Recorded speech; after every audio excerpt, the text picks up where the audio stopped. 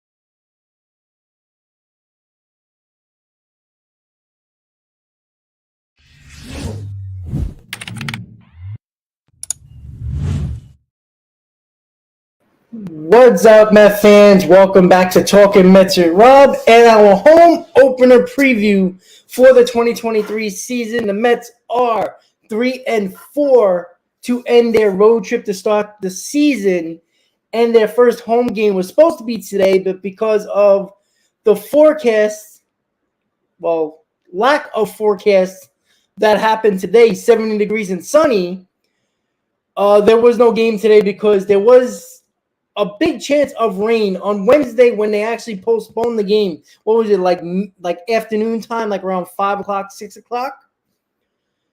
If you look at your forecast, there was a possibility between 1 and 4 of a pretty good chance of rain, around 70, 75%. And, it made sense at the time. And, once like 8 o'clock, 9 o'clock, 10 o'clock at night came, you checked your forecast, all of a sudden it went down to like 10% and 12% and 5%. And some had 2%.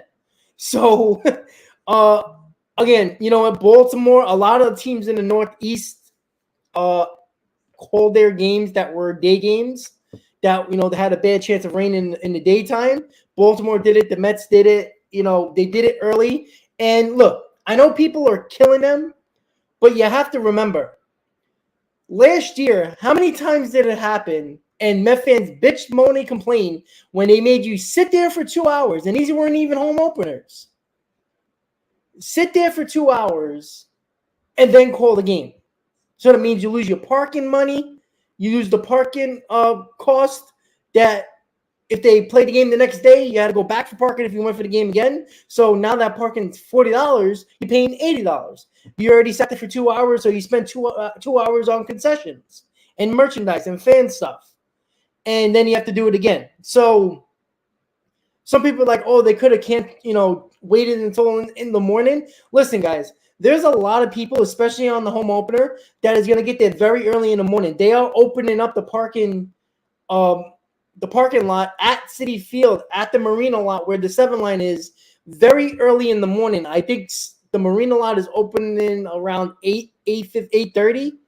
And the Mets parking lot is like around 9:30. So they're opening up well before the game, which they usually don't open until like maybe 3 hours before the game. They're probably opening it between 4 and 5 hours to control the traffic a little bit that will be around and coming in Citi Field.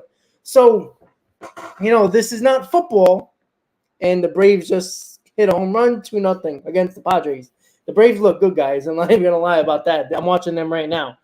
Listen, I don't care what anybody says, but if they would have opened up the ballpark and then they would have, say if it would have rained, and it rained, pretty steadily from the opening ceremonies, which probably would have started around 12:15, 12:30, up until 2, 3 o'clock, why risk it?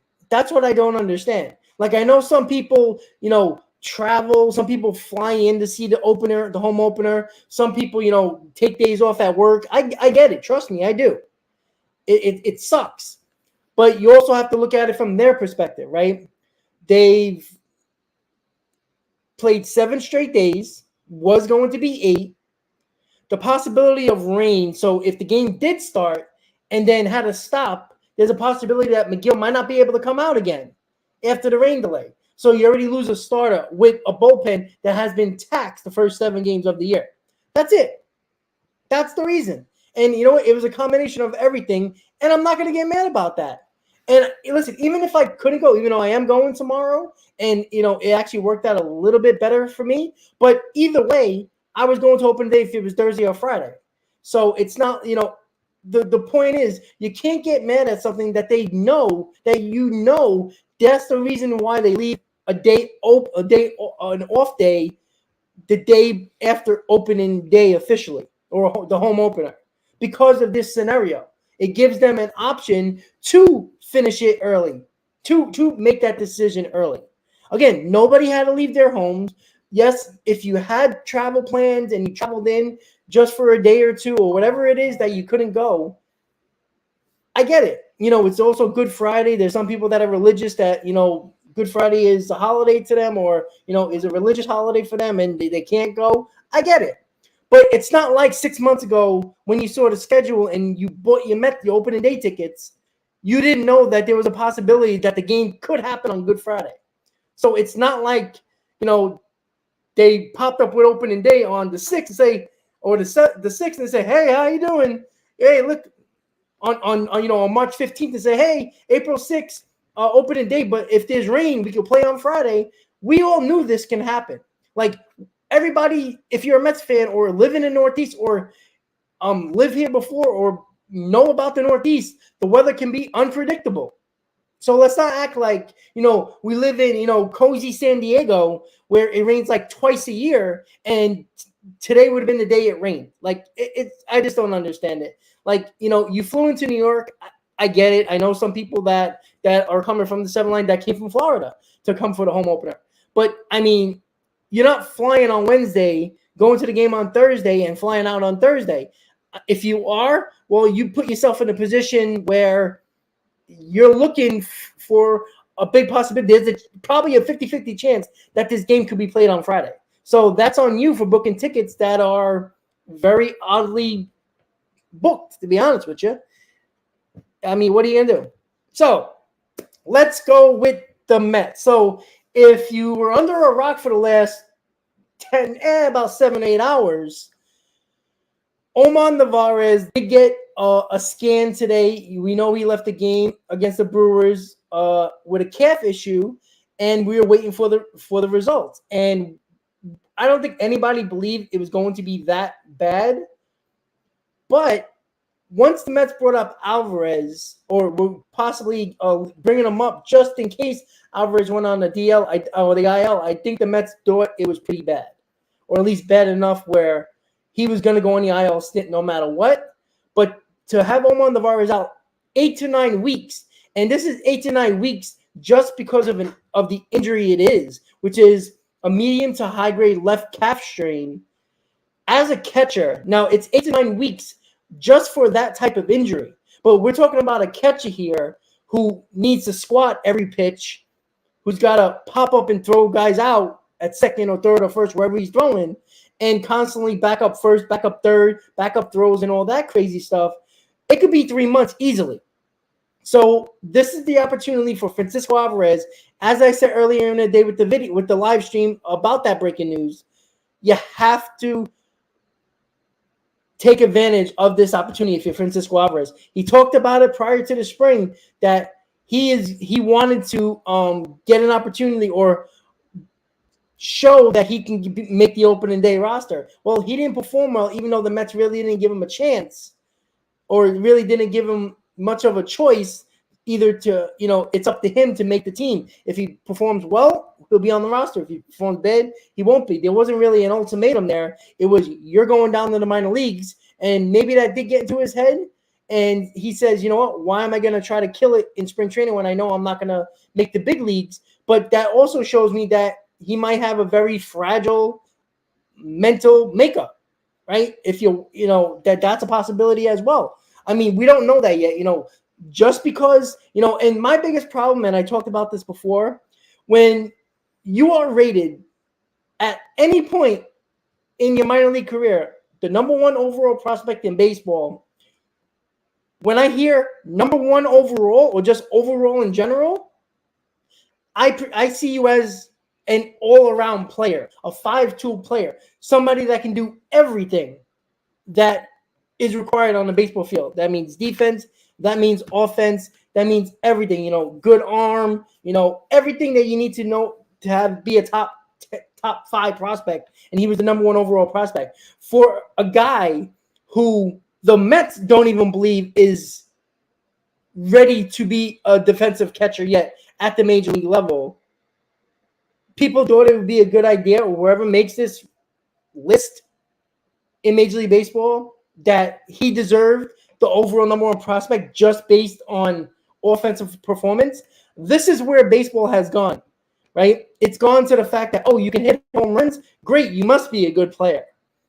This is what annoys me about this, because I said this over and over again. I think Brett Baty's going to be a better overall player than Francisco Alvarez. I think Kevin Parada is the catcher of the future, not Francisco Alvarez. And there's a reason why Kevin Parada was drafted last year when the Mets had their best prospect as the catcher as Alvarez, because I guarantee you, they don't believe that he is going to be the catcher of the future. That's just me, but I feel that. And I see people talking about, Mauricio and Vientos, they both hit home runs. Listen, I get it, guys. I get it. But you got to look at the facts when it comes around in Mauricio. I've said this for 3 years now.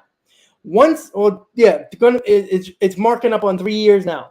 Once the Mets got Lindor, unless the Mets moved Mauricio to another position. Now, I was talking about third base at the time, but then Vientos and Baty were there. That was kind of hard. All right, move him to second. You can always move McNeil to the outfield. Then the Mets extended McNeil, and McNeil seems to be prominent at second base, even though he can play the outfield. He's done it a couple of times this year already.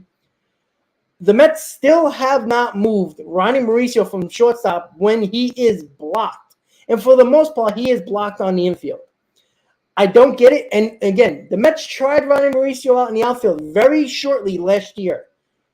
In the backfields at spring training, when I was actually there, they tried it. And they tried it in 2021 when I was there. And in the backfields. We weren't allowed in the backfields at spring training, but he was on one of the closer fields towards Clover Park. So I knew who it was because I saw his number. And he was in left field, he was in center, and he was in right. He did not look comfortable in the outfield. And if the Mets are going to keep his value high for a possible trade, you cannot put this guy in the outfield and lose trade value or have that high value that he already has because you tried him in the outfield. That just lets teams know that he is more of an infielder or a one-dimensional player as a defensive player than anything else.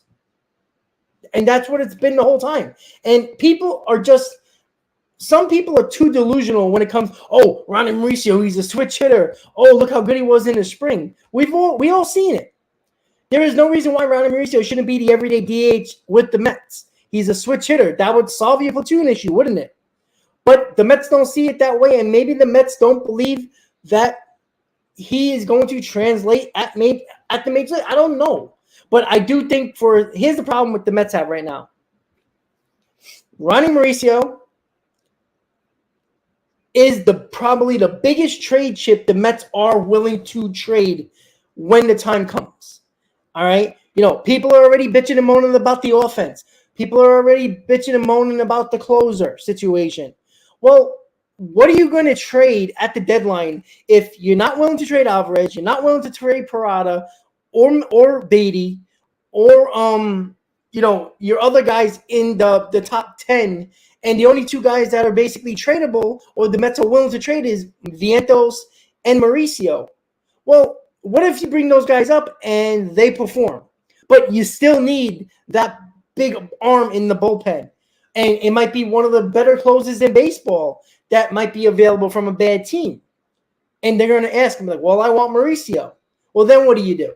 You're going to sacrifice not getting that arm because the bat that you have that you brought up, and you brought up Mauricio and he's performing, but you're still losing games because of your closer situation. What do? So the Mets are in a bind here. Either you bring up your young kids, you play them, or you bring up one or two of them and keep the others down and keep their value high just in case if a trade pops up for you guys, for the team. Sean, I agree with you. Mauricio to third, I already said it. I don't know why they wouldn't do that in the minor leagues. I know he played a little bit of Dominican Winter Ball at third base and some at second base, but predominantly in the Dominican Winter League, he played shortstop. I think he played 45 games in the Dominican Winter League, if I'm not mistaken. He played third and second like 7 times. It wasn't a lot. And again, the Mets once again put him at shortstop. Again, they're not going to lose that trade value. I'm telling you that right now. Unless there's multiple injuries in the infield, Ronnie Mauricio is not going to sniff the major league team. I'm telling you that right now. Now, it might be the wrong decision, but I do think this Omar Navarez injury is a blessing in disguise because the Mets were forced to bring up Francisco Alvarez, and it gives Francisco Alvarez the opportunity to stay on this ball club, because if he performs, or at least offensively, because I don't think it's all about that. Because if he is not very good behind the plate and he's not working well with the rotation and there's problems with, calling the pitches or, whatever it might be, not getting on the same page with the pitching staff, well, what are you going to do? You can't keep this guy behind the plate. You can't have him hurt you behind the plate. And Omar Navarez and Tomas Nido, yes, they don't bring a lot offensively, but guess what they do bring? They bring good defense and they work well with the rotation. That's a big deal. You don't need Scherzer, who is already struggling this year, to already be complaining or worrying about a young catcher behind the plate. If the Mets thought Alvarez was ready, he would have came up. They would have never signed Alvarez, or they would have signed another veteran guy that was a little bit more cheaper if Alvarez didn't work out in spring. And Alvarez did not hit in spring at all. So what were the Mets supposed to do? So he got the opportunity now. There's no more excuses. But guess what? And I said this earlier today when I went live with the breaking news about Navarez. there's a ton of pressure on him, a lot of pressure on him, because people know that the Mets need offense. People have been clamoring for Beatty, Vientos, Mauricio, Alvarez. Well, you're getting one of them. Is he going to play tomorrow? Who knows? Ken said that Mike Puma tweeted that Nito's starting tomorrow. Well, I was thinking, well, okay, fine. I get it. You want to keep that defense there, fine. And I was like, oh, so DH Alvarez. Well, here goes the problem. You DH Alvarez, you have no backup catcher. Because if you have to remove Alvarez from the DH spot to catch behind the plate, you lose that DH spot. Unless they made that new rule where you're allowed to put the DH in as long as he's still in the game, even if it's defensively moving around, you keep your DH. But I don't think that's the rule. If I'm wrong about that, let me know. But I think if you put your DH and you bring him to the field for the defense, you lose your DH. So, if Nito happens to go down or get hurt, you need Mauricio to catch. So, I don't know if that's the way the Mets are thinking about it. I don't know. But I don't understand the fact that if you're going to bring him. No, well, see, Ken, that's the problem. This is the problem that people just don't think of when they're clamoring for Francisco Alvarez. They just assume, well, all right, well, let's just bring up Alvarez, let him DH. The Mets are not carrying 3 catchers. They're not doing it. Because what I'm saying, Ken, if you DH, if I'm correct about this, if you DH Alvarez, and obviously he's your backup catcher if Nito's starting. If the Alvarez, for some reason, if Nito gets hurt, Alvarez has to go behind the plate, you lose your DH spot, and I believe it has to be a pitcher, or the pitcher is now in that spot, if I'm not mistaken. I don't remember how that works. I don't remember the rules with that. I don't know if they changed it or what. Because, there's no pitchers batting anymore, so I think you can change it around. I don't know. But I think you can move your DH if he's a catcher behind the plate and then just replace him in the order. I don't know. I think the Alvarez goes into the Nito's spot in the lineup, and then you got a pinch hit for that DH spot, which would have been Alvarez. I don't remember that. So, well, Ken, they're not doing it, especially with their bullpen. The use of their bullpen the first 7 games, they're not carrying 3 catchers. They carried 3 catchers a couple of times last year because of the fact that they didn't know who to trust. They didn't know who was going to be okay. Remember when it was Michael Perez and Nito, and I think they had another, and Mazika was there as well. Like, it was all over the place. So,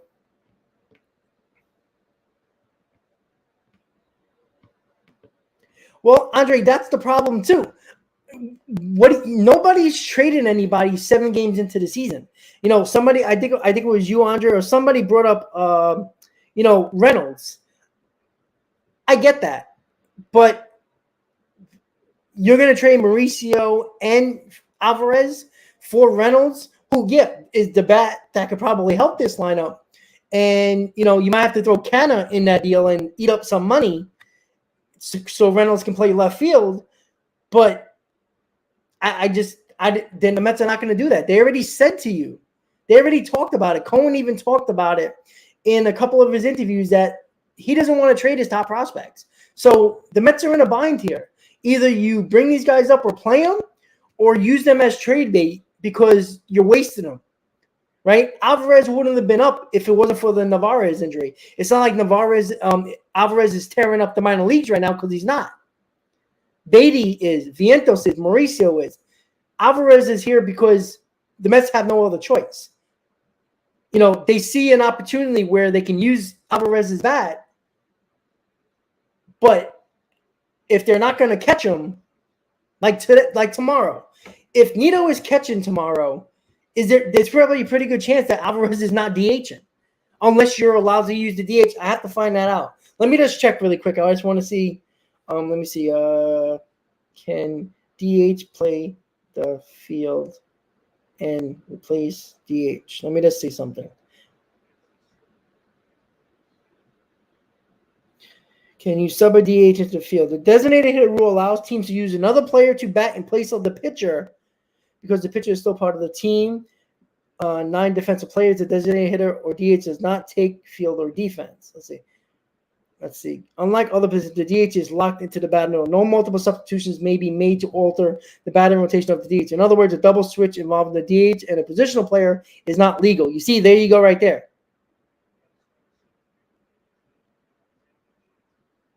You see, there's the problem right there. So if this is correct, if you substitute, the DH that you have in the lineup has to play the field, which in this case would be replacing Nito, you lose that DH spot. So I don't understand that because the pitcher can't bat anymore. So I don't get that.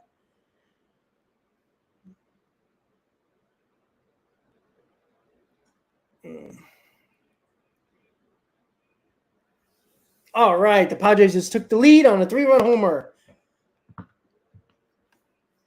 And a 3-run homer for Carpenter. Matt Carpenter, 3-run homer against Spencer Strider. Guess he ain't so good after all, huh? Giving up a home run to Matt Carpenter.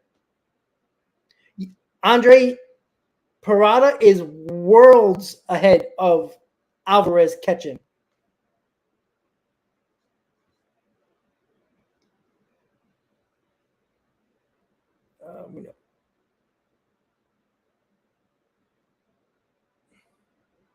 We need Ohtani and Alvarez from Anaheim. Well, I mean, again, if you're willing to give all your top prospects for Ohtani, you can do that. So it's we'll see, Ken. That's what I don't know because I don't look. The DH only been around since last year, right? In the National League. So I'm not here, telling you how it works anymore because I don't remember watching games. I'm not watching American League Baseball before the DH was in the National League every single day where if they, I don't know if they use the DH to play the field. I think you can substitute that. You can put the defensive player in catcher.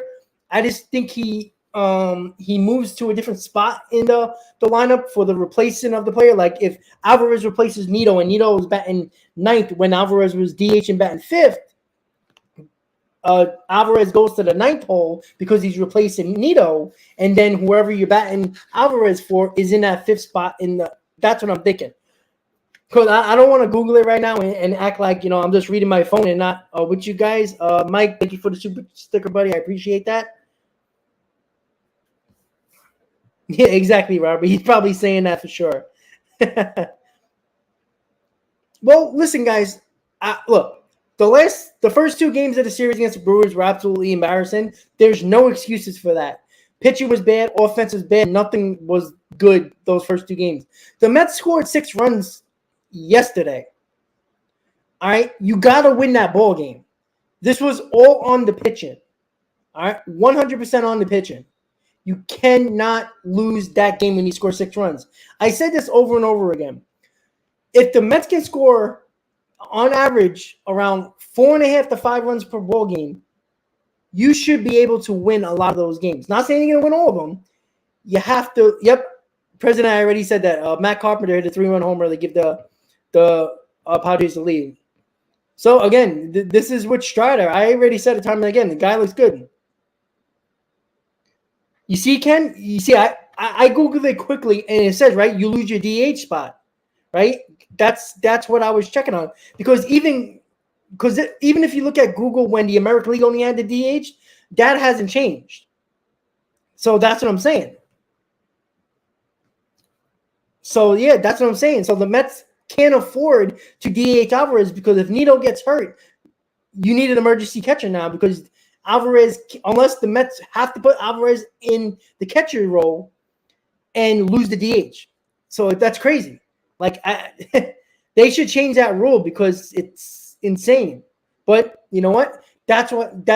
Major League Baseball is forcing you either you get rid of one of your pitchers from the bullpen and bring up a third catcher, or you suffer.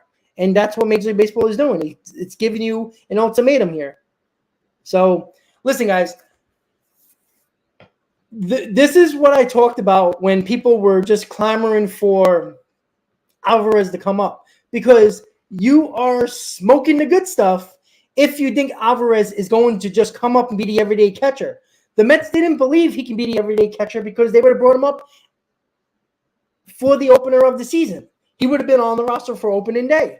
It's not happening. So it's like, what do you? That's what I'm saying. Like, if the Mets don't trust him defensively, or even if they're not too worried about him framing pitches, blocking balls, but they're worried about him working well with the rotation, that's still a major problem, especially for a guy who was considered a number one overall prospect in baseball. So, this is where the Mets put themselves in a bind here, where Navarez got hurt. They could have brought up Michael Perez, and it would have just been a defensive replacement. And I wouldn't have been necessarily mad about that because of the fact that Michael Perez is not going to be DHing. So he will be the backup catcher. But bringing up Alvarez, again, people like the move, but how do you like the move when it's going to hamstring you now on your bench? You have one less player on your bench now that the offense that everybody wants that bat in the lineup, well, you're losing your backup catcher now. Thank you, President. So, and yeah, Ken, exactly my point. The rule don't make no sense. Like, I just don't get it. But what are you going to do, right? I don't know. Well, Ken, they're not doing that. Like, who are you going to bring down? They have one day off. So a lot of your bullpen, is somewhat rested, but they did pitch 7 out of the last 8 days. So they already worked hard. So you can't get rid of a bullpen guy. I don't know, someone on your bench, like, can Castro go down? I think he has too many years in the league to be sent down. I think he has that rule. He might have options. I'm not sure. But if he does, then LaCastro is going to go down. So you hurt your bench where you might use him in a base running situation later on in the game. So you're hurting your bench already. Because if that's the case, then Michael Perez would be a backup and you got to DH Alvarez. Like, I just don't get the fact that the Mets are going to sit Alvarez. Now, I don't know where Mike Puma got that from. I haven't seen nothing that the Mets talked about. I don't see how Puma would know this and why the Mets would openly talk about it to a reporter so the reporter can put it out there when the lineup hasn't happened yet. You know what I'm saying? So I don't know where Puma got that from. Maybe that's just his opinion, but that also does not make no sense. Like, you're struggling offensively. You bring up a young kid who's playing every day in the minors, and now you're going to sit him on the bench. How is that benefiting anybody? It's not helping the team, and it's not helping Alvarez. So,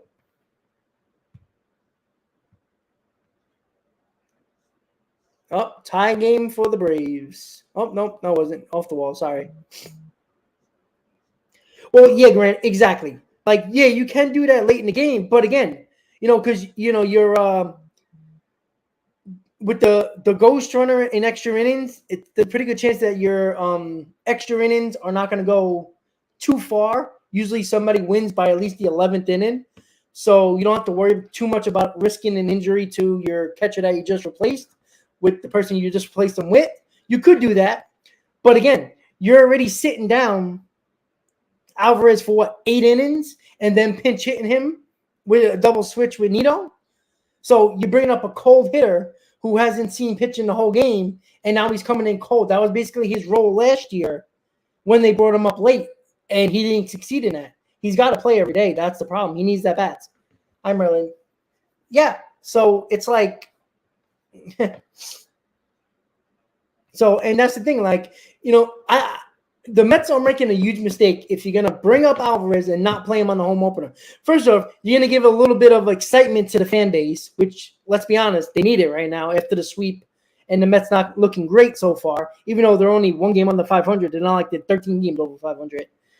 They are making a huge mistake. You can excite your fan base. Look how excited everybody got when they saw that Alvarez will be coming up. Everybody was all over Twitter, all over social media. Everybody was excited. I had friends texting me in the middle of the night. Like, oh, Alvarez is coming up. Yeah, let's see him. Well, great.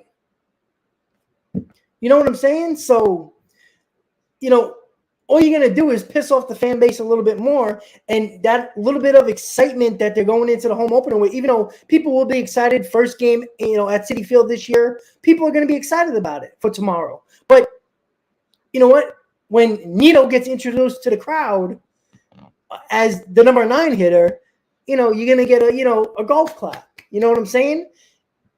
And, when they have the opening introductions, Francisco Alvarez is going to get one of the biggest ovations other than Pete Alonso and Vogelback. You know what I'm saying?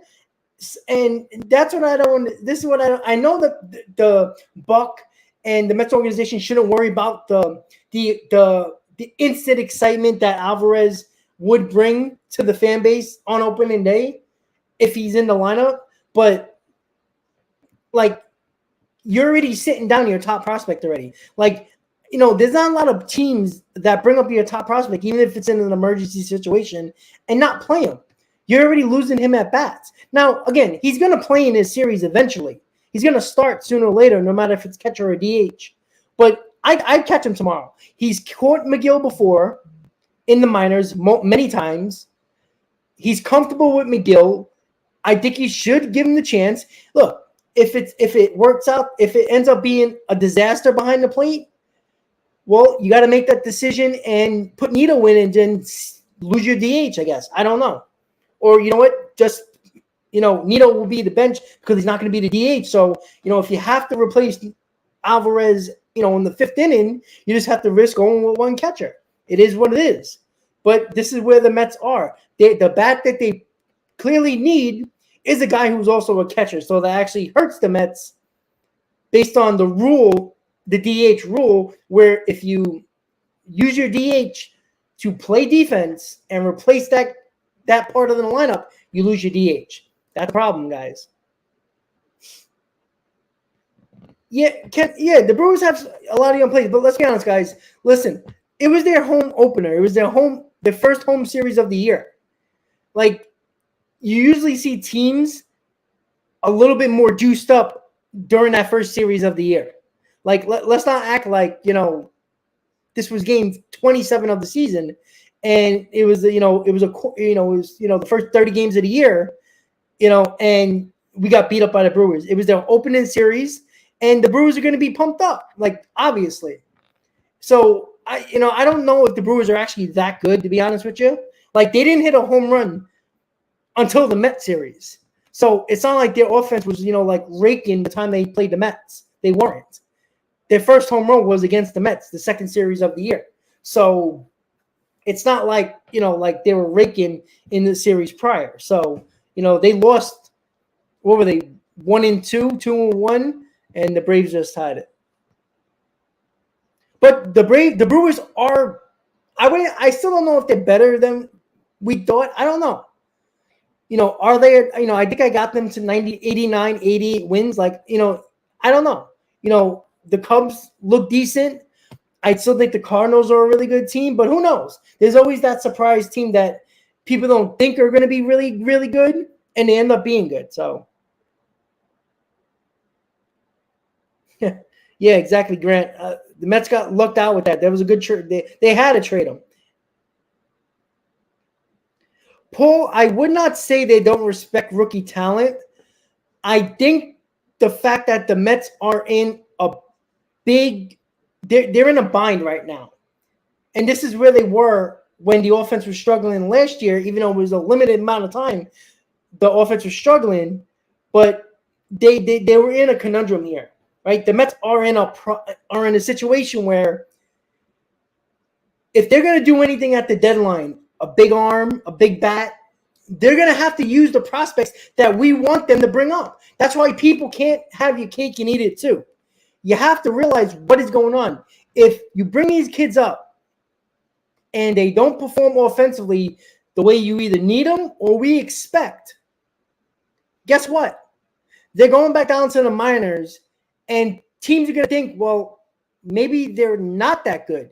Now their value starts to go down a little bit. So that value that you had high on these guys that you could use in a big trade if needed are now looked upon a little bit less now the Mets already hurt their team offensively because the kids didn't work out at that moment. And now you got to send them back down and you're going back to your veterans again. So the Mets are in a bad situation here. Unfortunately, that's where they are right now. Again, for all we know, Alvarez can come up. The Mets can play him. He'll perform. Great. Escobar sucks. Beatty comes up. He performs. Again, is that a very, very likely scenario? Because people that are clamoring for these prospects just assume they're going to hit. Well, what if Alvarez comes up and goes 1 for 15, similar to what Escobar did? What do you do then? Because Alvarez is going to have to be here unless you send him down and bring on Michael Perez. Would I take that risk? Yes, I think you have to. And Ken, I just read your comment, and you just read my mind. I would take that risk. I already said it over and over again, guys.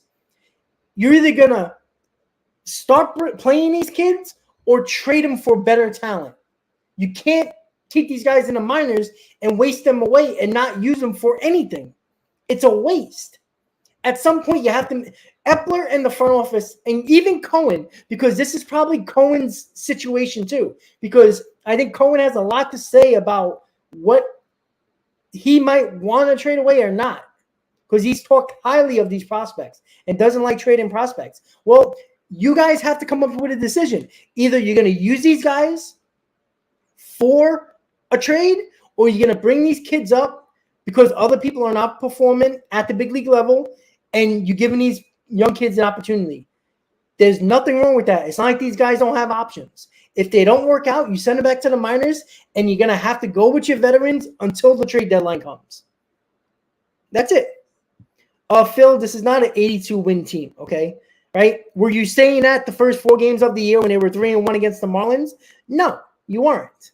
You see, this is the here and now effect when it comes to reactions from fans, right? Were the Phillies ever a good team last year? Last time I checked, they weren't good until late August. So let's not act like, there's a pretty good chance that 90 wins gets you into the playoffs, probably even a little less than that. Because I don't think there's a lot of, the teams that are going to make the playoffs is probably the only teams that really have a shot in each of the NL divisions. So, we can't just –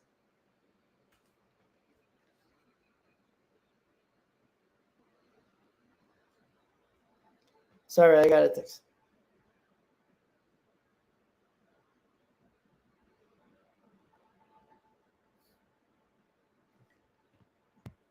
Well, I understand that, but like the people who are overreacting, Paul, thank you for that comment and question. Listen, I know people are upset, but you have to think realistic here. Again, the people who were down on the Mets after what happened last year in September and the wild card series were the same people who were,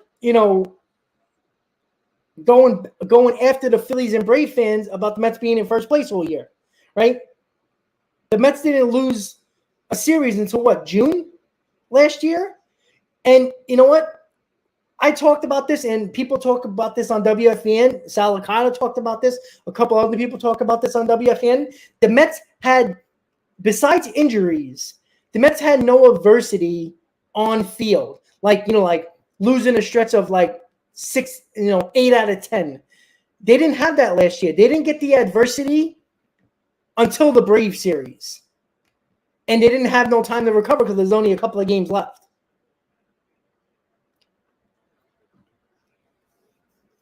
You know what I'm saying? So we can't just just see one bad series.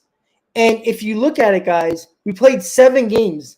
4 out of the 7, the Mets scored 5 runs or more. Okay?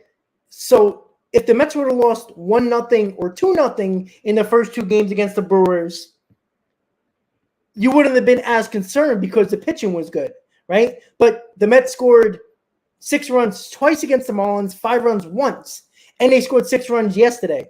So 4 out of the 7, they scored 5 or more runs.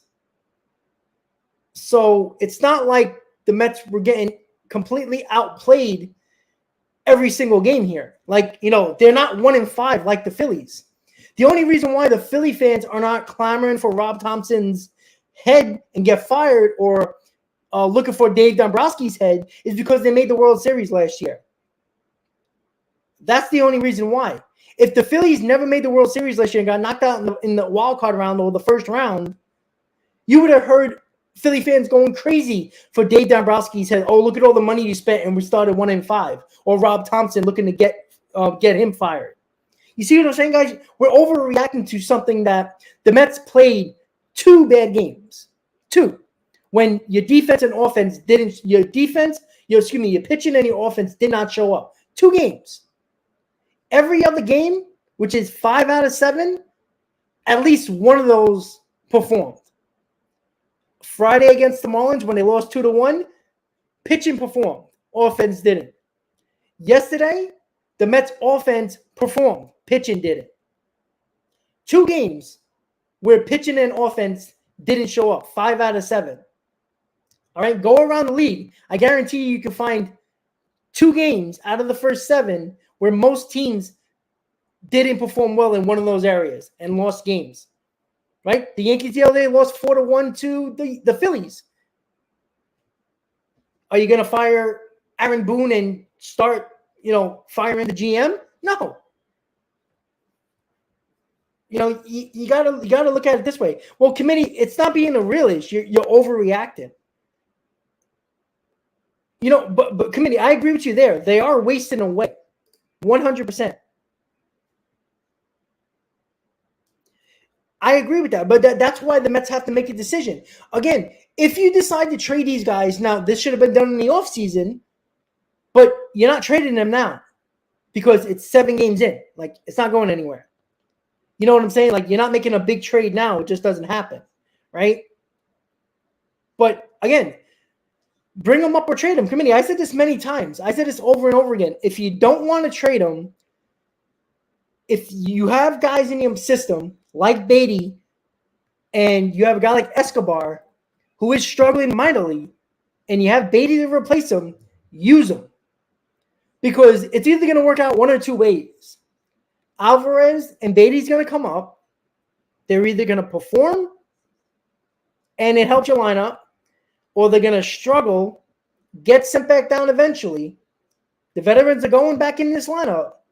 And now the trade value that you have with some of those players, which I still believe the Mets are not trading Beatty no matter what, but Alvarez I think is still on the table. I think there's probably going to be a discussion if they should be traded, if the trade is worth it.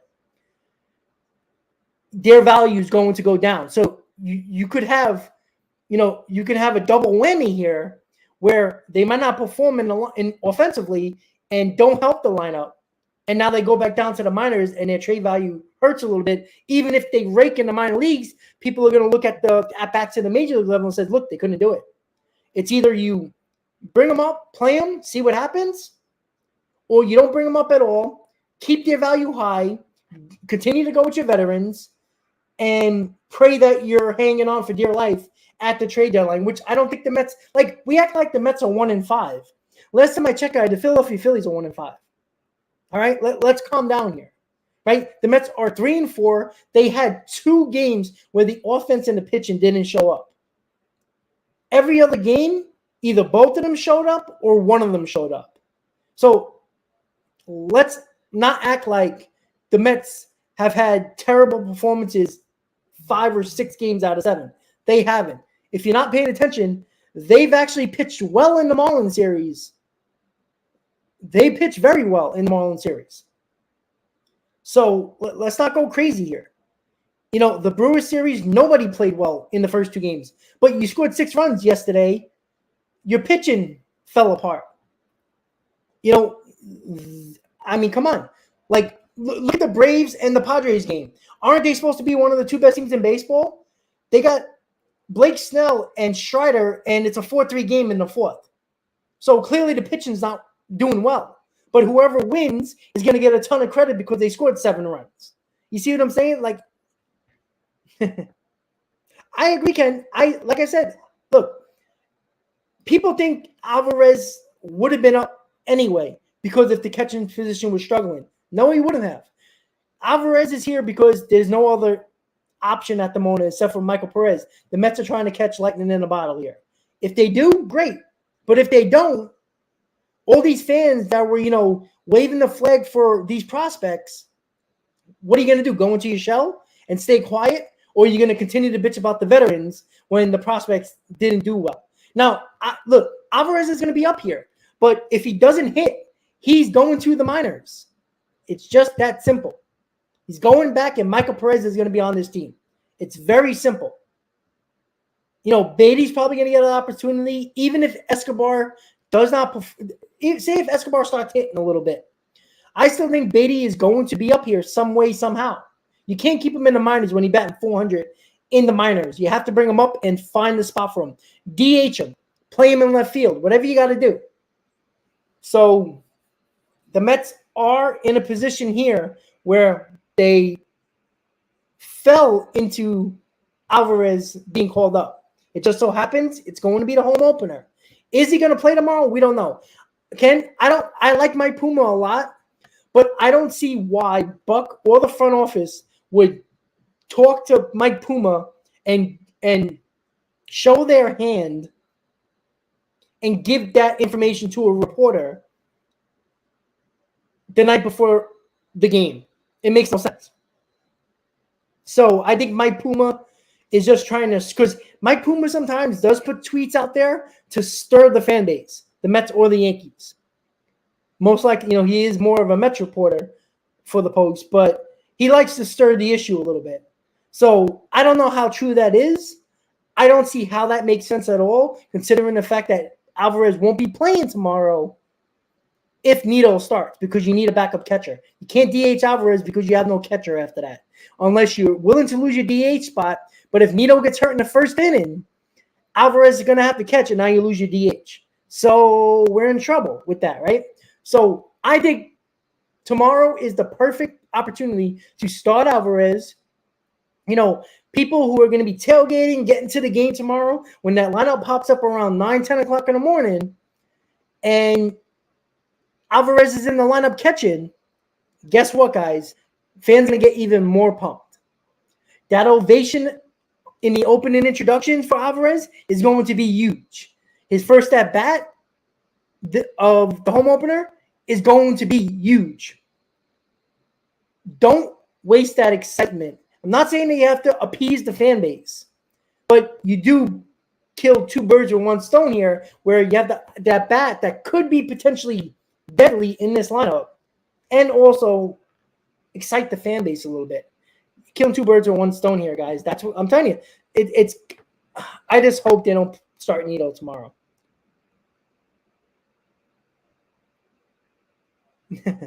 Well, yeah. Well, Ken, listen. Mike Puma has put some tweets out there over the last couple of years where it angered, or not angered, but kind of like stirred the fan base a little bit. And you know what? These reporters, I don't necessarily see them as reporters anymore.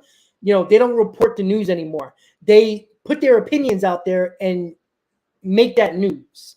Like, your opinion is not news. News is supposed to be reported facts. I don't see why Buck, I don't care how close Puma is to anybody in this organization, nobody is going to play their hand a day before the game where the Marlins could prepare and say, oh, Nito's catching? That means Alvarez is not DHing. Like, you're not going to do that. You're showing your hand, basically 24 hours, 18 hours before the start of the game. They're not doing that. So either Mike Puma made that tweet as his opinion and didn't really explain that it was his opinion, or he just want to rattle the fan base and piss them off. But either way, it's going to get retweets and likes, and that brings more attention to the Post than him. So once again, guys, we do know Alvarez is replacing Navarez on the roster. I think because McGill, now if Scherzer or I don't know, Senga was pitching, I do think Nito would be behind the plate. because McGill is on the mound tomorrow, I think Francisco Alvarez should be catching because he's catched McGill. There's a little bit of a comfortability factor here with the two. So I don't see how much that might hurt the Mets here, but I would do that. I would take that chance, put in Alvarez there with McGill, who he knows and McGill knows, and you also get that bat in the lineup, and it might work out. But I think they should try it because if Nito starts tomorrow, it absolutely makes no sense. You're bringing up a kid who's your top prospect that you're already not playing. You might as well bring up Michael Perez and not have any chatter. Like, if the Mets are not going to play him tomorrow, this move for Alvarez was just to get the excitement of the Mets fans who are pissed off at the Mets right now because of their showing against the Brewers. That's basically what it was. It was like, oh, let's bring up Alvarez. We're not going to play him, but let's bring up Alvarez so the fan base looks like we're trying here. And we could have brought up Michael Perez, but we brought up Alvarez. It's going to get the Mets fans excited and talking. If they do that, that's a huge problem because they are just not trying to get these players in. They're not trying to play these prospects. And if not, then fucking trade them. Trade them. Get rid of them. Trade them for other people that can help this team because you're not using these guys for anything.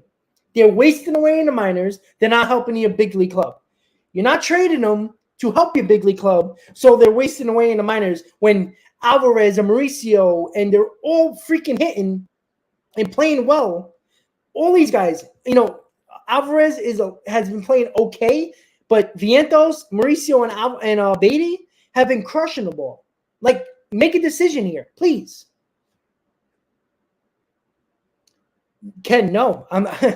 Look, we watched Buck enough. Buck is not going to take a chance like that. Maybe late in the game, he might pinch hit for him, but you're bringing up a cold batter in a situation where everybody's going to get excited. He's going to have all this excitement for his first bat of the year, and the pressure's on him again. I'd rather give him the pressure before the game so he's ready to go.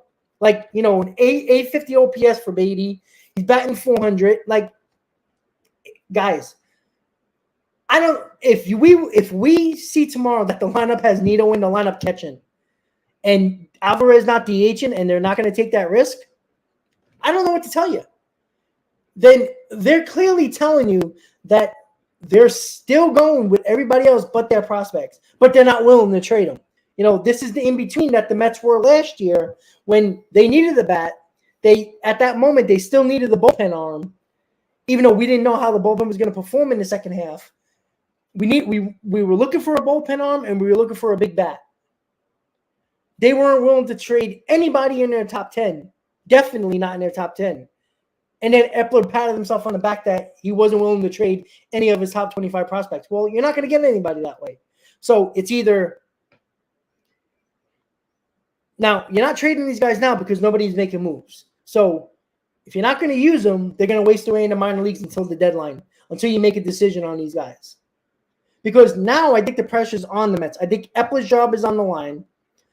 I think Cohen's getting pressure now because he talked about keeping these prospects.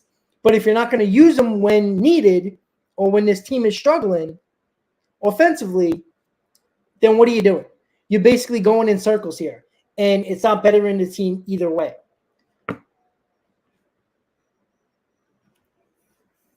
No, I agree with you. I think they should take that risk and DH Alvarez and catch Nito and take that risk. But we're talking about Buck Showalter here, a guy that doesn't take many risks, right? He's not going to leave himself, with his back against the wall in a catching situation.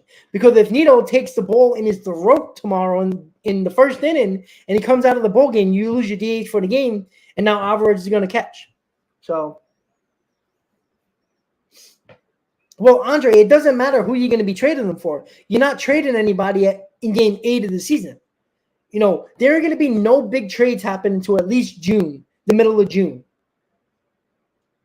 Unless a team decides, you know what, this is the best deal we're going to get. It's not happening right now. The Angels are looking to try to make the playoffs with Ohtani. they're not trading him unless they're about 15 games out of first place. And last time I checked, there's nobody in the AL West that's running away with anything. So if the Angels are close to a playoff spot, they're not trading Ohtani. We got to get that out of our head. So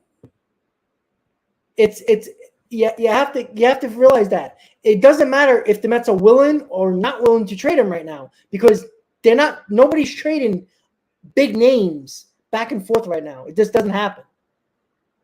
It could have happened right before the season started at the end of spring training, but not now. So the Mets are in a bind here, and that's the problem. We need help. We can't make trades. Are the Mets willing to trade their prospects? They weren't willing to do it at the deadline last year, and they weren't willing to do it in the offseason this year. So, and they still didn't bring any of their top prospects up for opening day and make the roster. So I don't know what they're doing. This Alvarez situation, calling him up, was an emergency situation. They're hoping to hit lightning in a bottle. I can assure you, if they had another catcher that might have a little bit of a bat, that's a veteran, they would have brought him up. But I'm telling you right now, don't be shocked if the Mets are using Alvarez as a prop to excite the fan base before opening day or the home opener, because of the fact of how down the Mets fans have been after this Brewer series. Because let's be honest, after the Marlins series, Met fans were pretty happy. Like, there wasn't much negativity.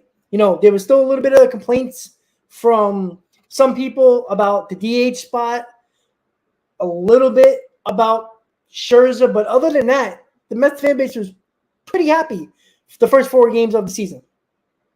So either we're overreacting or the Mets are what the Mets are in that Brewer series, which I don't believe they are, because that really doesn't make sense.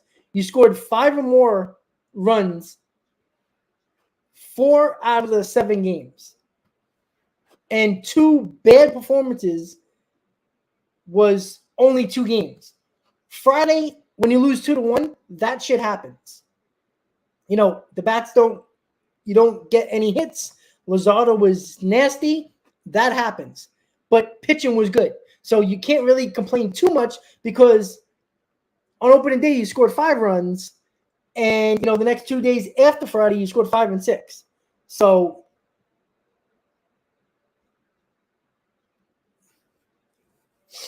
well, David, you can say that within 7 games, but look, the Verlander thing sucks.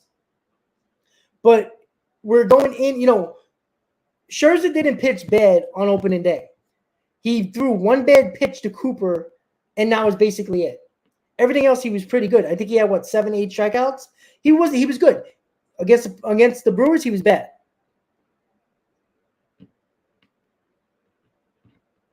Well, I don't think Epler's got in anybody. All right? And I don't think – look, you can blame everybody you want here. Cohen gave the okay to spend any money that Epler wanted.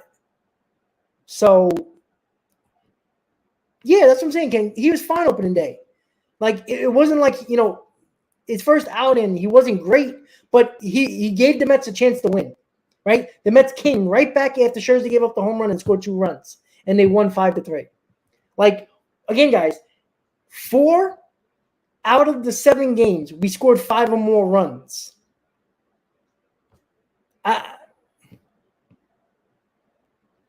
No, David. The point is, it's 1 bad start against one bad start and 1 good start. It's not like he gave up 9 runs to the Marlins and gave up 7 runs to the Brewers. David, nobody's saying that. The point is, we're going too hard off of 1 bad start from Scherzer. Scherzer can pitch. I think Scherzer pitches against the Padres. If Scherzer pitches 6 innings of 1-run baseball against the Padres, what are you going to say then? Scherzer's done? Well, sure. Well, David, that's not true. Because prior to his injury last year, he was one of the best pitchers in baseball last year. I mean, Scherzer had bad outings last year, but the majority of them were good. Like, David, you're overreacting to 1 start. Look, there's no excuse for Verlander. He got hurt. That's it. You're paying this guy $40 million a year and got hurt. Like, there's no excuse for that. But he's hurt. You move on. He's going to come back. He had his scans. The scans came back really good. He is throwing every day. He's coming back. Really? Because the Phillies are 1-5 right now. The Padres are one game better than the Mets. The Dodgers are okay. And the Braves look good. There's no doubt about that. And the Brewers, again, we're looking too much into the Brewers here. The Brewers had their opening series, their home opening series against the Mets. You don't think that team was pumped up to play in front of their home fans? There's not an excuse for Scherzer. He had to pitch better. But we're acting like the Mets are just the worst team in baseball here. David, listen. Don't watch. Like, you've been talking about this since the offseason. Even when the Mets got Verlander, you were still complaining. Before the offseason even got started, you were complaining. Here's my problem. Don't watch. That's it. Yes, because they proved to you last year that they are a good team. Now, you're looking at it from the perspective that they won 101 games. That's a fool's thought. That's a fool's opinion. I'm sorry. You can't look at it that way. Every year is different. But this team is, okay, David, then you don't watch much. But you have a lot to say. So if you're not they're not unwatchable. They played 2 bad games out of 7. If you think that's unwatchable, then you're not a baseball fan because you're not paying attention. You don't watch much, but you have a lot to say. So that means you're not watching every pitch. So you don't really know. You're just looking at the box score or watching the highlights and saying they're a bad team. Well, you're one of those fans that have a lot to say that don't watch enough. If you don't watch every single pitch or at least the majority of the game and realize what's going on in those games and just watching the highlights and looking at the box score, you're one of those fans that have a lot to say. I am being respectful. But you're not making any sense. You just said you don't watch a lot. So that means the information you're getting from these games is the box score and highlights. Well, guess what? They're always going to show the highlights when scoring happens. They're always going to show the highlights of the most negative things. And the box score is going to show the end of game. But in between, if I told you what happened during the 5th inning right now of the Mets-Brewers game, for the 3rd game of the series, what would you have said? Were you going to have to scroll to look at the box score, or were you watching it?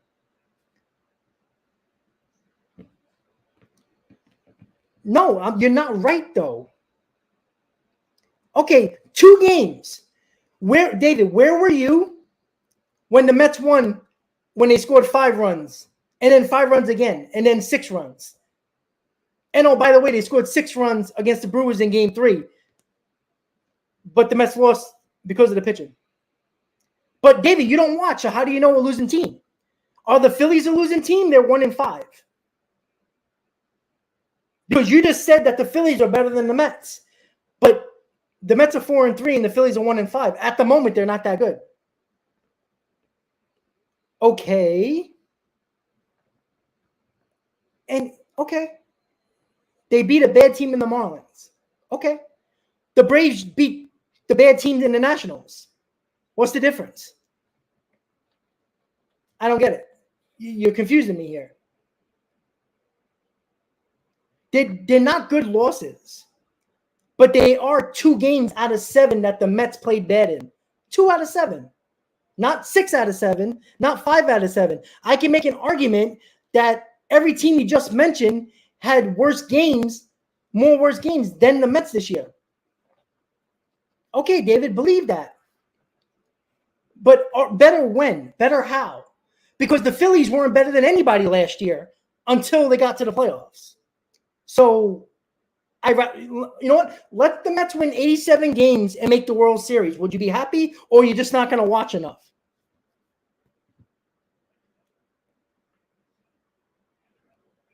Okay, so David, you don't watch. You don't watch enough. So how do you know? I mean, do you turn on Sports Night at 10:30 and see it? Okay, David. So the Mets are losing Verlander. That's a big blow to their rotation, right? So now we're going to use excuses for the Phillies now. But you're not going to use excuses for the Mets. Right? You know, the team that you didn't like last year, who was one of the best teams in baseball, didn't have Scherzer and DeGrom for 12 weeks out of the year. And also had Marte for a month. So you're not going to bring that up, but you're going to protect the Phillies. The Phillies are tough. Well, they're 1-5, so they're not that good. I guess they're not that good. You're only going off of 2 games when the Phillies played 5 bad games. The Phillies are tough. Where? They're 1-5. How are they tough? The Phillies got hot for a month. All right? The Braves were hot for 4 months and still played one more game more than the Mets in the playoffs. Well, it doesn't matter what David says because he doesn't watch them a lot. He says they're unwatchable. So David's a bandwagon fan because when the Mets were doing well last year and they didn't lose a series until June, guess what? He was glued to the TV. Okay. And the Phillies won the third wild card spot and beat the Braves, who beat the Mets, beat the Dodgers, who beat the Padres all year. Beat the Padres, who beat the Dodgers. David, I don't care. But here's your problem. I don't care if you watch them for 60 years. The problem is you're one of those fans. It doesn't matter how long you've watched them or not. The point is you watch them when they're good, and when they're bad, you hide in your hole. That's what you do. You're a bandwagon fan. Admit it. Until you admit that you're a bandwagon fan, I don't know how to have an argument with you. Because all you're saying is this team's bad, this team's bad, this team's bad. But you told me 2 games out of 7 that were bad. Every other game, the Mets pitched well and hit predominantly well. Again, 4 out of 7 games, either 5 runs or more. But I'm not insulting you. You're making an idiot of yourself. Everybody's telling you this in the chat. It's not me only. You are not making any sense. You're saying this team is bad. You gave me 2 games why they're bad. 2. What about the other 5? You have not brought up any other game except the 2 games against the Brewers. You didn't even bring up game 3, where the Mets actually performed offensively. And every other game they performed offensively, we throw that out the window because you want to fit your narrative of 2 games. That's your problem, David. It's not an insult when you're not putting any facts on the table. You just brought up Hoskins and Harper is injured. That's why the Phillies were bad. That's why they're not doing well. So now we're going to use excuses for the Phillies.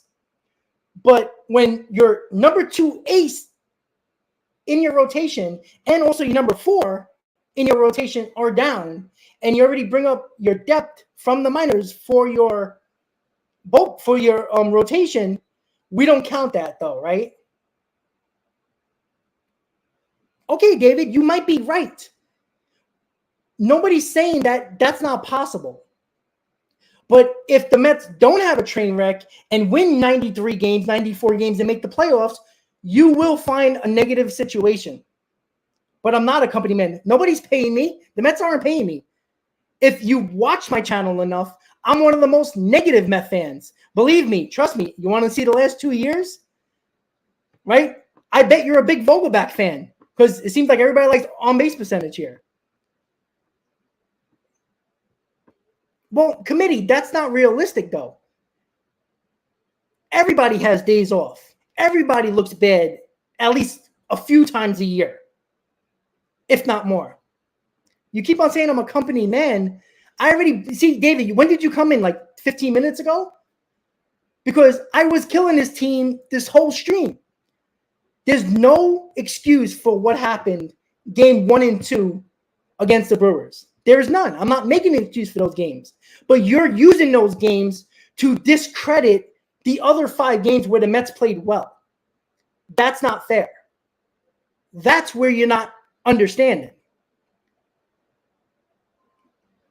That's the problem. No excuses for them 2 games against the Brewers.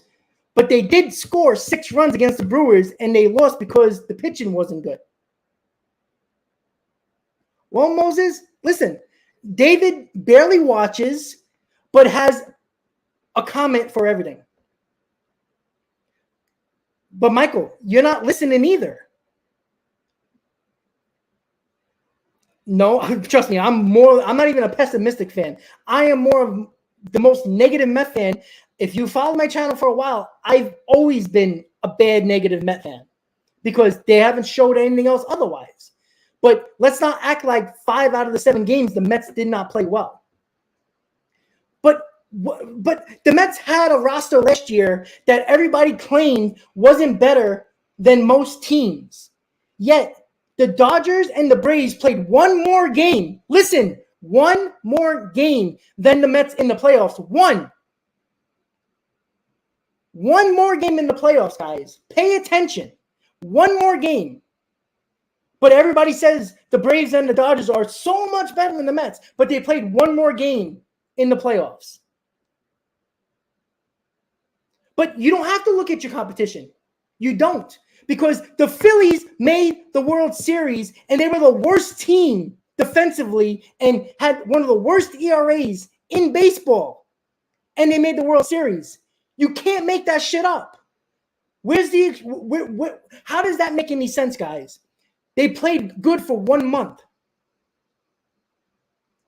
I'm telling you right now, the Philly fans would have been ready to fire Dombrowski and Rob Thompson if it wasn't for that World Series run because they played terrible the entire year. Well, Winston, you're telling who cares what you think, but people have to care what you think? See, I'm not blocking you because you're wrong. I'm sorry. The Dodgers choke every year, and they win over 100 games. The Mets played 2 bad games out of 7, and then you're having an argument with me saying, oh, you've been a Mets fan longer. Congratulations. That means you were born earlier. That's it. That doesn't mean you know more. It's not about having a different opinion. But you're telling me 7 games into the season, the Mets are done. The Mets aren't good. The Mets are not better than the Braves, Phillies, Dodgers, Padres. Yes, on paper. I don't know it all. But you're claiming that you know more about baseball because you're older. That's stupid. All right? You're telling me for somebody, look, I've watched every game and I've been to 4 games already. All right? Every pitch, every game. You told me you haven't watched a lot of the Mets games this year. So you're looking at highlights and box scores to tell me your arguments. Were the Dodgers and the Braves better than the Mets last year? I'm just curious, David. But I don't care about the rosters. Again, the Phillies won 87 games last year and made the World Series. Were they better than the Braves? Were they better than the Dodgers? Were they better than other teams? The Padres? The Mets? No. Because if you're going by roster, if you're going by records, which last time I checked mattered, because that's all that matters is the record.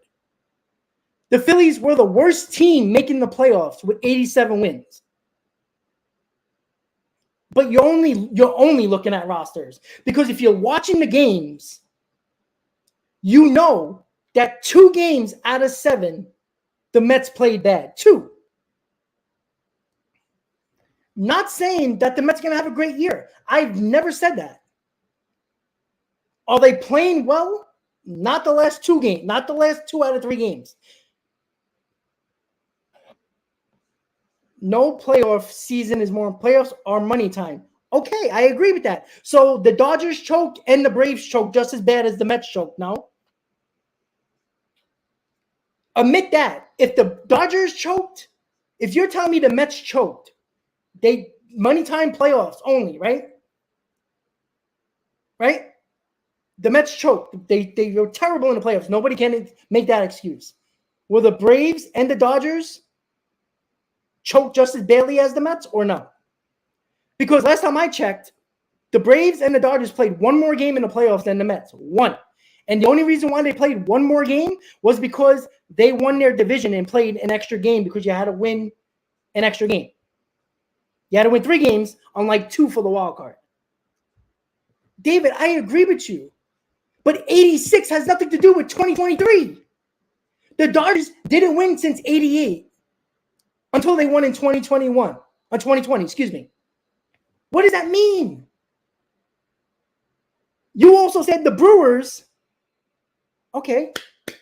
And what did they do last year? Because 2021 clearly didn't matter in 2022 with the Braves. They played one more game. You just said the Brewers are better than the Mets, right? Not too long ago. Where was their World Series?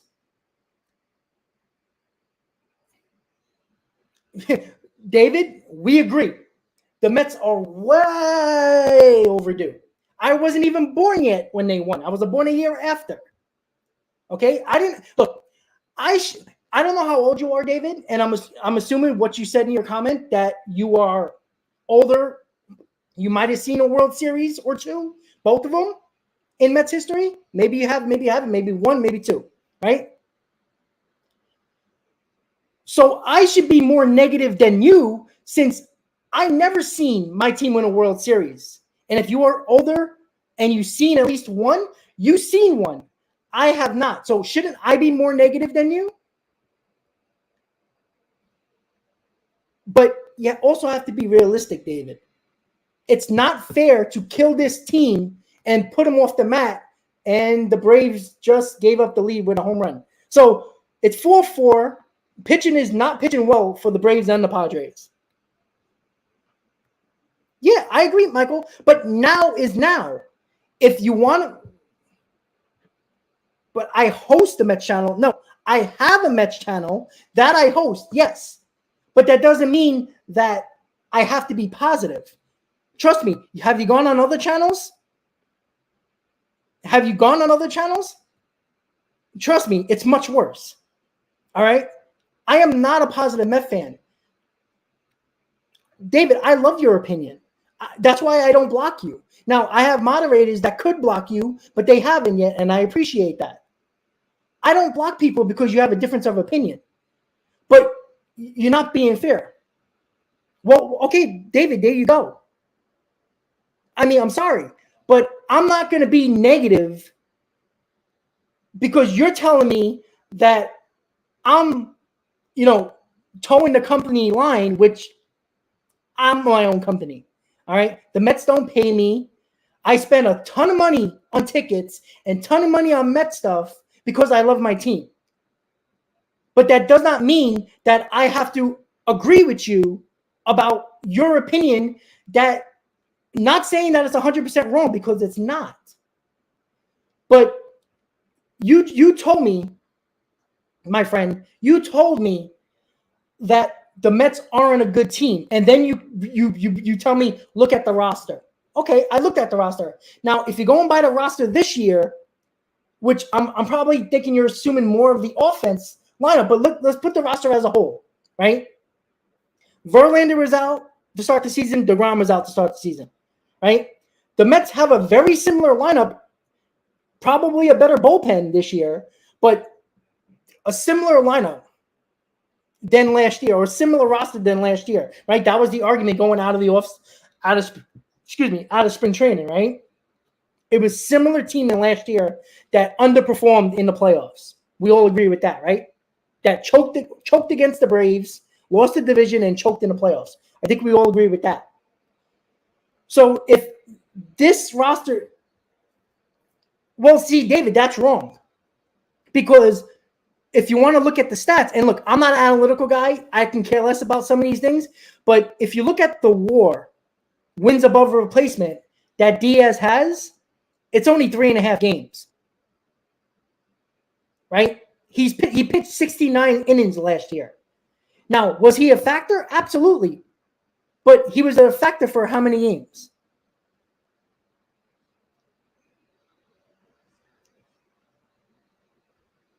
But no, Michael, see, you're wrong. I'm not a positive Mets fan. That's where you're wrong.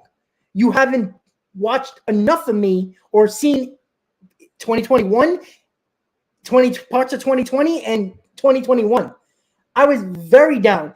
I've been very down on this team, very negative towards this team. I'm positive because of the fact that we're talking about 2 games that the Mets were bad in out of 7. That's not fair because there's teams around the league that people are claiming are better than us just by paper alone. On looking at the roster, already had more games that look bad than the Mets, but nobody's talking about that and saying they're better just because. I agree with that, David. But again, well, I don't care if you have caps; it doesn't matter. Honestly, Andre, if you can write that comment again, I'm sorry I missed it. But let's be honest. I agree. The pitching is concerning. We agree with that, but being concerning about the pitching staff doesn't mean that they're automatically going to fall apart. The pitching staff was a debacle last year, and yet the Mets won 101 games.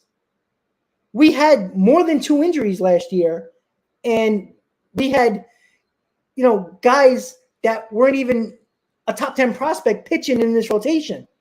We have Trevor Williams in this rotation for 50 games out of the year. He pitched like 13 games last year, 14 games. Like, the Mets should have went in the hole after all these injuries last year. They didn't. What I think the problem was, guys, and right now it's McGill and Peterson. They got to pitch better. Yeah, I agree. Trevor Williams was good, but that doesn't mean he was going to be good this year, right? Mike, I agree with that. Andre, let me just look at your what do you think about Vientos? Your view on Vientos. Oh boy, I gotta find it. Hold on, sorry. Vientos. Where the hell is it? Okay, so see, that's the thing, David. They were talking about Luke. The Mets, excuse me. WFAN was talking about Luke Casey earlier today. I think Pete Hoffman, who's the producer for Tiki and Tierney, he talked about Luke Casey. And Hoffman, if you know this guy on WFAN, he's a very negative Met fan, but he still believes in his team, and I can't not agree with this team, believe in this team yet, because I can't not believe in this team yet because of the fact of 2 games. It's not fair because there is people that didn't believe in this team when this Mets team was good last year, and nobody knew what was going to happen at the end of the year. Oh, David, me and Ken talk about it all the time about Tierney. We don't like Tierney. He's a big Yankee homer, and he likes to troll the Met fans. But listen, nobody's going to say that the pitching is an issue, right? The injuries suck. It does. But the next man up mentality has to happen. Like, everybody was so happy to see Peterson, and Peterson turned into the exact guy we've seen over the last couple of years, which was he walked the ballpark in that Brewer game, right? So Luke Casey is a guy that I think the Mets. I think if Carrasco has another bad start, there might be a big possibility that they move Carrasco to the bullpen, bring one of the guys in the bullpen down, one of the back end guys in the bullpen down, and bring up Luke Casey in this rotation. Luke Casey can be a wild card for this team, but what I think everybody's missing, guys, and I said this many times, and it's not an insult. It's not difference of opinions that I don't like, because I am one person that don't block people. Now, my moderators might at times, but that's up to them, and that's why I have moderators, because I make their judgment. I give them that judgment, but I also let them know if they block somebody, which I didn't think they should have blocked somebody. If you're not disrespectful, like in a sexist or racist type of way, I'm not going to block you if you have a difference of opinion. That's not fair. That's just stupid, because then you guys can block me for every bad opinion I have. You know what I'm saying? So it's not fair. But we had 2 bad games, guys. It looks worse because we are the what happened lately factor, right? What happened lately was 2 out of 3 games where the Mets did not perform well at all, right? And that's not, you can't throw that away. I'm not going to throw that away because I don't agree with you, but it is 2 games out of 7. If you do the average, let me just do the average really quick, but give me 1 second. 6, 5, 1, 6. All right. Okay, so right now, if you go through the 7 games for the Mets, they scored a total of, let me just make sure I'm right. I think I'm a little off, but let me see. 6, 5, and 1 plus 6. Yes. Okay. So the Mets right now, and this is where I think David is right. But also, you got to look at the individual games, not just 7 games in total and say.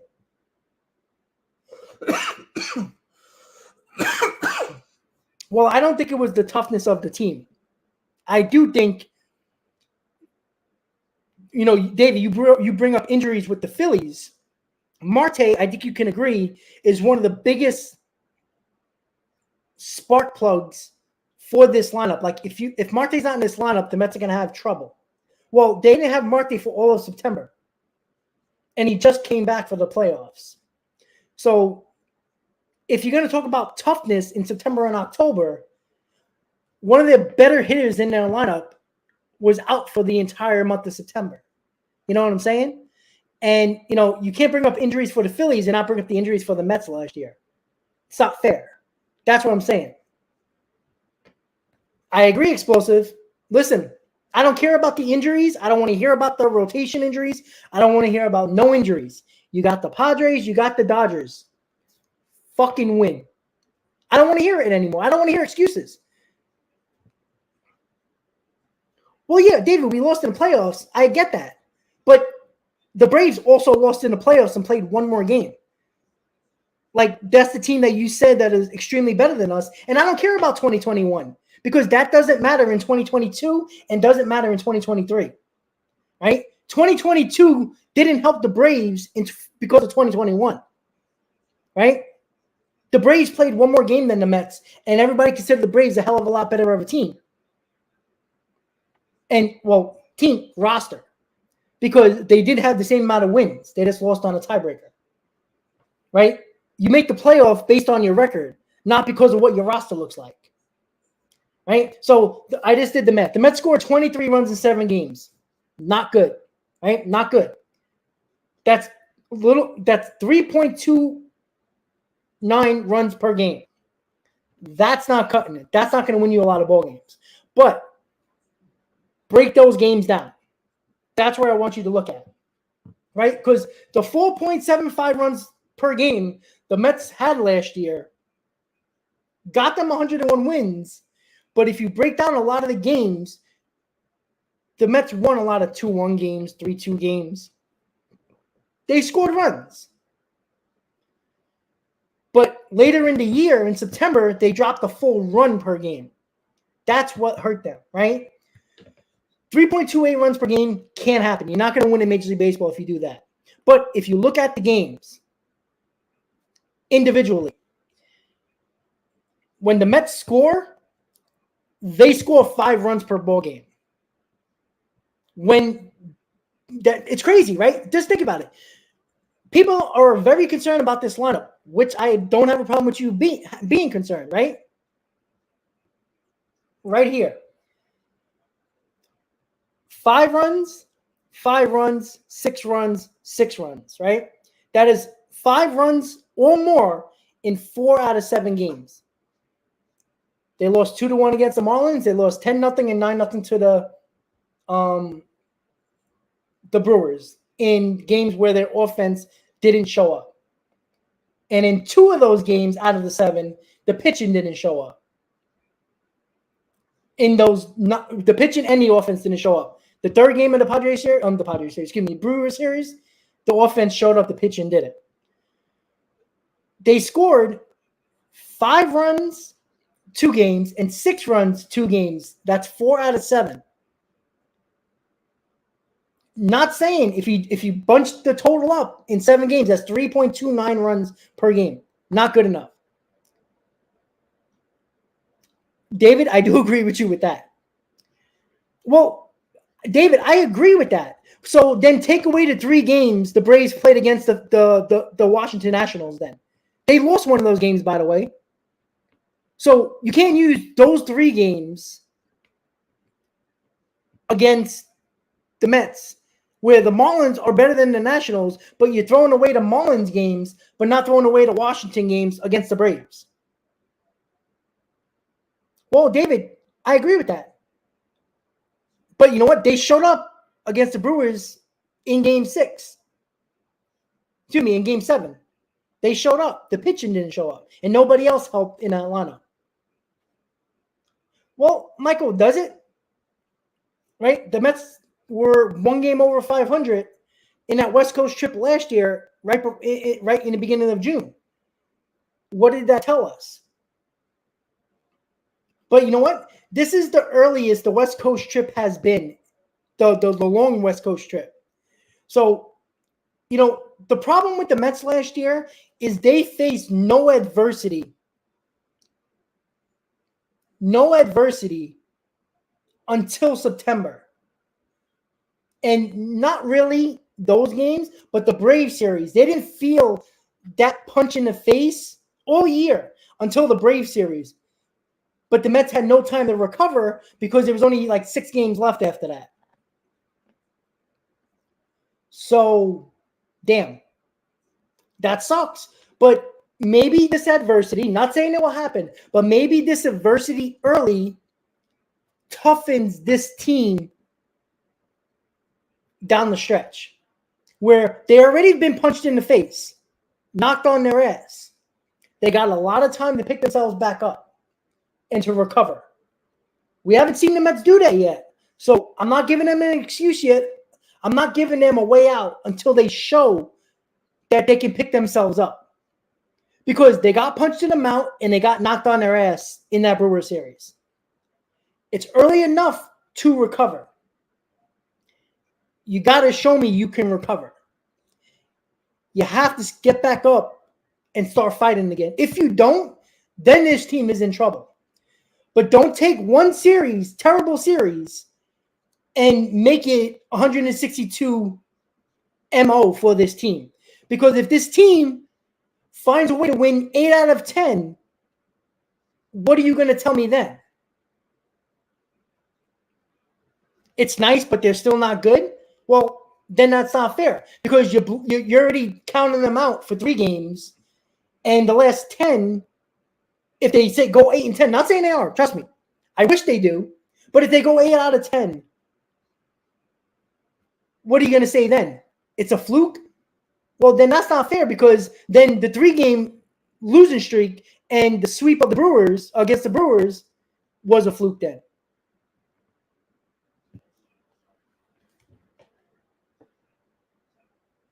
Well, Robert, they are okay, but again, I don't think they're gonna have any chance against the Padres and the Dodgers, buddy.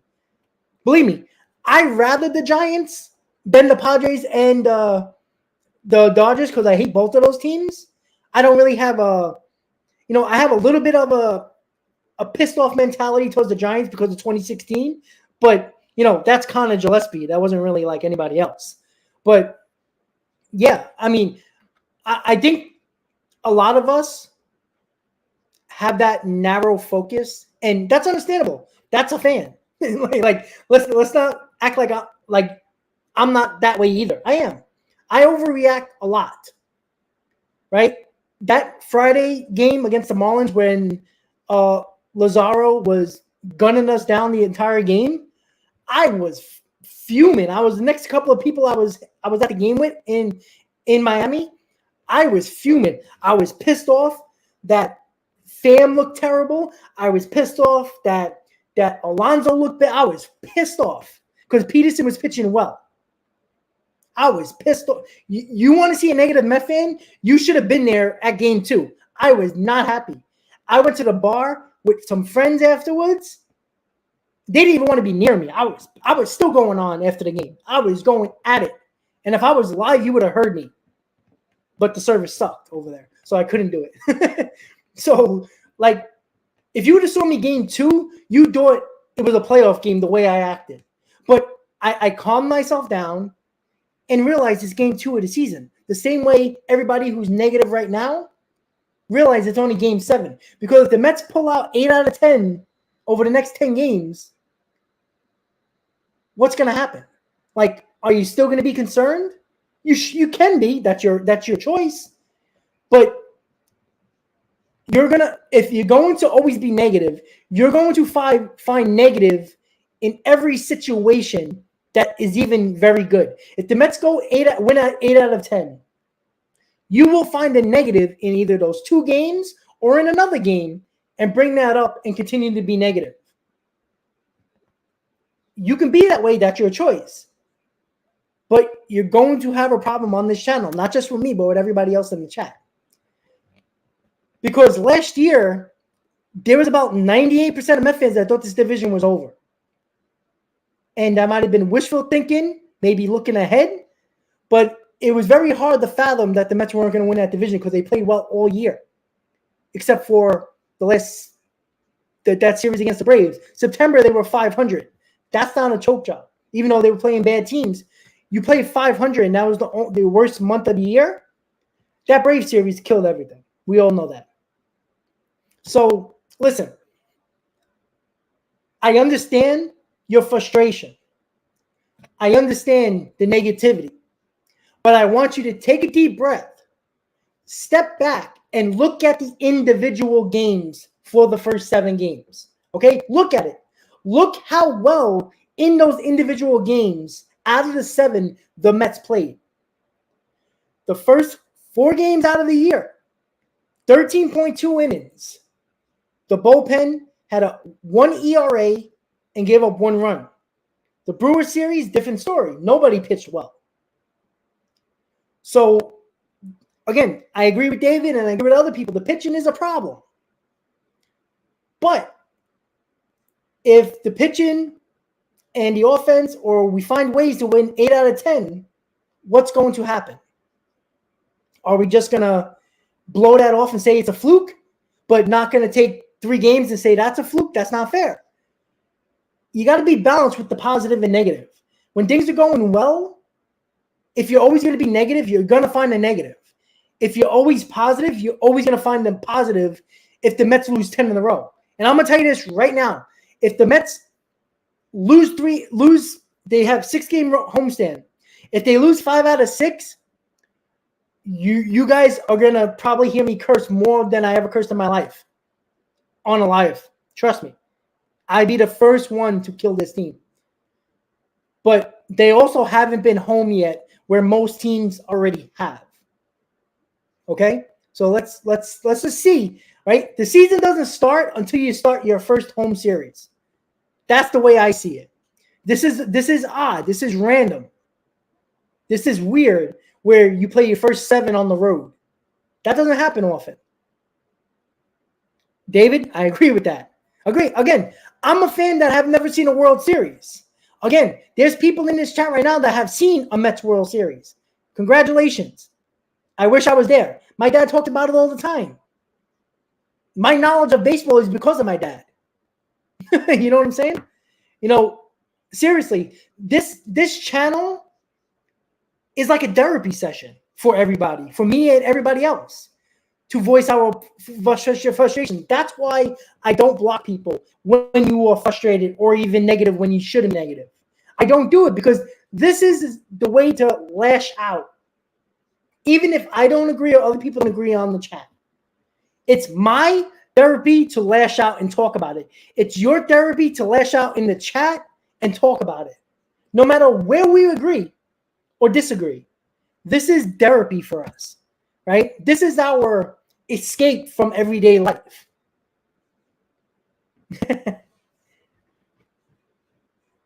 It is. It really is a 12-step program. And I think the Mets fans have been on like step 6 for like eternity. Like it feels that way. Can I do? But yeah, this is therapy for me, guys. I'm going to tell you right now. My girlfriend, a lot of people that don't really care about baseball, I can't voice my frustration in them because my girlfriend will look at me and be like, I don't care. Great, you're mad. Go clean the house. Go cook dinner. Go do something. Like, I don't want to hear it. I agree, David. It's great to hear all opinions because all opinions are either right or wrong. I think we can all agree, right? It's either way. It's not neutral. It's usually wrong or it's right. Just because your opinion is not my opinion doesn't mean mine's wrong, doesn't mean yours wrong. But, wow, this freaking Brave game's in the 7th inning already? Jesus Christ. Sorry. I just caught me. They're singing God Bless America, and I'm like, wow. Just confused me there for a second. Jesus. So, listen, I love opinions. This is why I allow fans, and I don't block fans of other teams to come on the channel when their team is facing the Mets. You know why? Because it's good content. Do you know there was somebody on Twitter that took a part of my video last year against it was when the Mets won 3 out of 4 against the Braves and Max Fried like fell on himself and hit his head and he came out of the game, right? I was like going at it with a Brave fan. Somebody took that and put that on Twitter and it got like 500 likes and like 250 retweets. Like that, like there's a reason why channels do well. You can't be always positive or always negative, or don't take opinions of other people, or only accept super chats to talk to read a comment. All right. I do my best. I don't do it all the time. I'll admit that. I try to read everybody's comments because I think everybody matters on a channel. My channel won't be here if it wasn't for the people in the chat right now. Right. I understand that. And I never take that for granted. Right. I did this as a hobby. It turned a little bit more into a business. Shockingly, not something that I can, stay at home all day and collect YouTube money. Nowhere near that yet. I promise you that. But I love doing this because I can talk to other either baseball fans or Met fans about my frustrations. I can finally say my opinion and not be at a bar with liquid courage with everybody else and talk just like that, because you can't do that every day. I mean, you can, but I won't have a job if I did that. So, listen, voice your opinions on this channel. I don't care what other channels do. I never did. I appreciate their content. I know they work hard because it's not easy doing a channel. I promise you that. There's a lot of work that goes into it. So I appreciate the work ethic and the factor in that. But for me, in general, my channel is about everybody's opinion, not just mine. Because I can almost guarantee you guys that you don't come on the channel or a live stream or check out a video just for my opinion.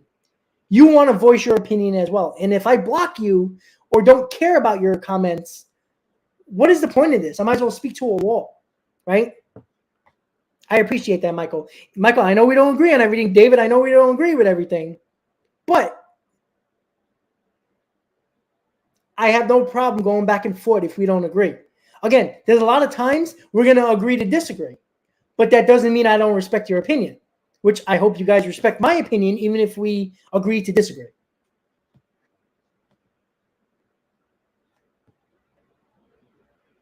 Well, David, I listen. I listen. A lot of people, look, a lot of other Mets channels don't like me. That's okay. You don't have to. I'm not here to have other content creators like me. I don't. Right? I know who I am. I know my knowledge of baseball. I know my knowledge of the Mets. I feel like I'm pretty well versed in my knowledge of baseball and the Mets. And that doesn't mean I'm not wrong, though. And I hope you understand that. Just because I might know a lot of baseball and, know the history of the Mets and history of baseball, and I could probably go to town with the best of people that know a lot of baseball and do types of trivia and all that fun stuff. But it's important to get other people's opinions, not because they pay. It's messed up. Yeah, exactly. I agree. Yeah, like sports is supposed to be a distraction, even though this is the only thing in life that can disappoint you and you always come back for more, right? Right? If, like we always talk about this, right? Like in a relationship, right? If it doesn't work out and it disappoints you and you break up or you have a disastrous year, 9 out of 10 times you're not going back to that person again for another relationship or another chance, right? The majority of baseball fans every year get disappointed. Every year. They don't reach the top. There's only one team and one fan base that is extremely happy because they won the World Series. Other than that, you come back every year after disappointment for the majority of fans. I agree, David, 100%. I agree. It's supposed to be an escape from life, not bringing life to the sport, in my opinion. So, listen, guys, I spent 2 hours here. I didn't even realize it. That means it was good conversations, right? So, remember, guys, tomorrow, Mets home opener, 1:10 p.m. I'm probably going to set up a live stream at the tailgate with the 7 line. Just to, talk to some F fans, you haven't, what? Excuse me. I might do I'll do a live stream getting people there. Hopefully the service is pretty decent. And I'll do a live stream talking to Met fans, get their opinions about the season so far. And I guarantee you it's going to be split. So, no, Ken, 1 hour and 46 minutes. You got to get it right, Ken. So I'll put up a live stream tomorrow. I don't know what time, probably 11 o'clock, 11:30, give or take. 11:30, 12 o'clock. Well, no, 11 o'clock, because I know we're going to be over there. So,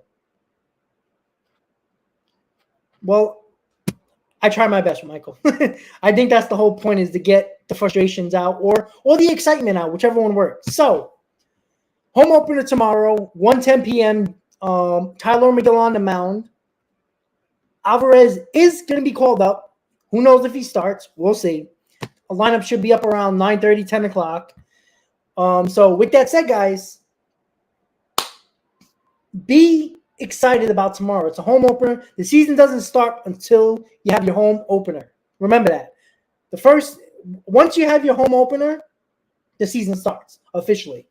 I know that's stupid to say, but you got to play your first home game before you get really into the groove of the game, all right? Mets home opener. Rep your orange and blue tomorrow. Wear your hat. You're going to work. You're doing it. Whatever you're doing. Going to the game. Going to the store. Going to work. If you can wear your hat, you can wear something Mets. Wear it. Represent your team. No matter how frustrated you are, stick with your team, guys. I'll be decked out in Mets stuff tomorrow. I'm excited. I'm pumped up. Gonna shower. Gonna pick out my wardrobe for tomorrow. Get ready for Mets baseball tomorrow. Home opener. It's always a fun time at the home opener. 40,000 fans are going to be there. Hopefully cheering very loudly. With that said, guys, everybody have a great night. Let's go Mets. I will see you tomorrow, 11 a.m. at the tailgate, Citi Field parking lot. 2023 Mets home opener tomorrow at Citi Field. Get pumped, guys. Get excited. This team, who knows what's going to happen? But support them, guys. Support them. Don't run away when things are bad. Don't run away. Everybody have a great night. Let's go, Mets. See you next time, guys.